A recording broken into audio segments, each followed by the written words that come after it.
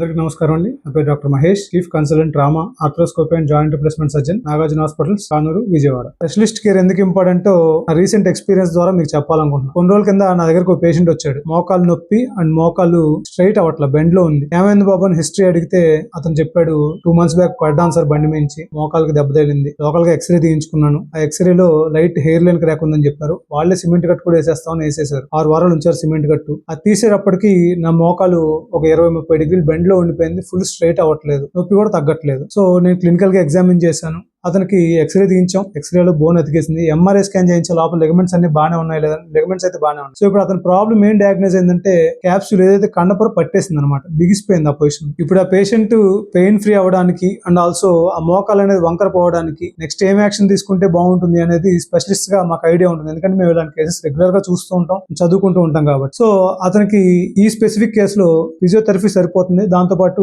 నొప్పి ఉన్నప్పుడు pain killers వేసుకుంటే సరిపోతుంది. మేము అదే అడ్వైస్ చేసాం. ఫిజియోథెరపీ చేసుకున్నాడు 10 days వరకు. ఆ తర్వాత పెయిన్ కిల్లర్స్ వాడుకున్నాడు. 10 days తర్వాత మళ్ళీ వచ్చాడు. ఇప్పుడు అతని కాలు నార్మల్ గా ఉంది, పెయిన్ తగ్గిపోయింది అండ్ ఆల్సో నార్మల్ గా అతని యాక్టివిటీస్ అతను చేసేసుకుంటాడు. ఇప్పుడు బేసిక్ ఫస్ట్ ఎయిడ్ ఇలాంటివి లోకల్ గా తీసుకోవడంలో తప్పులేదు, కానీ డెఫినెటివ్ ట్రీట్మెంట్ అంటే ఈ పిఓపీలు కానీ లేదు అంటే సర్జరీలు కానీ పడేటప్పుడు స్పెషలిస్ట్ కేర్ తీసుకోవడమే కరెక్ట్. ఎందుకంటే ఇప్పుడు ఈ స్పెసిఫిక్ కేసులో చూసుకుంటే మనం అతనికి సిమెంట్ కట్ అనేది పర్ఫెక్ట్ గా సరిగ్గా వేసి ఉంటే కనుక అతనికి ఈ 15 days సఫరింగ్ కానీ లేదు, దాని తర్వాత ఈ ఫిజియోథెరపీ వల్ల వచ్చే పెయిన్ కానీ పెయిన్ కిల్లర్స్ వేసుకోవాల్సిన అవసరం కానీ ఇవేవి ఉండేవి కాదు. అతనికి సిమెంట్ కట్ తీసిన వెంటనే మూవ్మెంట్ అనేది నార్మల్ గా వచ్చేసేది అండ్ ఆల్సో అతని యాక్టివిటీస్ కూడా నార్మల్ గా చేసేసుకునేవాడు. ఈ స్పెసిఫిక్ కేసులో అతనికి ఫిజియోథెరపీతో సరిపోయింది అండ్ కాల్ నార్మల్ అయిపోయింది కాబట్టి వెల్ అండ్ గుడ్. అదే లోపల ఏమన్నా సీరియస్ ఇంజరీ అయ్యి ఉంటే లేదు, ఈ డిఫార్మిటీ కనుక అలాగే ఉండిపోయి కాల్ స్ట్రైట్ అవ్వకుండా నొప్పి తగ్గకుండా ఉండుంటే అతనికి లాంగ్ స్టాండింగ్ లో డిఫార్మిటీ ఉండిపోయి ఉంటే కనుక అతను లైఫ్ లాంగ్ ఇబ్బంది పడేవాడు. దాంతో నడవడానికి కానీ మోకాలు ముడిచి జాపడానికి కానీ మెట్లెక్కి దిగడానికి ఇలా ప్రతి యాక్టివిటీకి కూడా అతనికి నొప్పి వస్తూనే ఉండేది అండ్ ఆ డిఫార్మిటీ అలాగే ఉండిపోయేది జీవితంలో. దానికి మళ్ళీ ఆపరేషన్ పడేది. అప్పుడు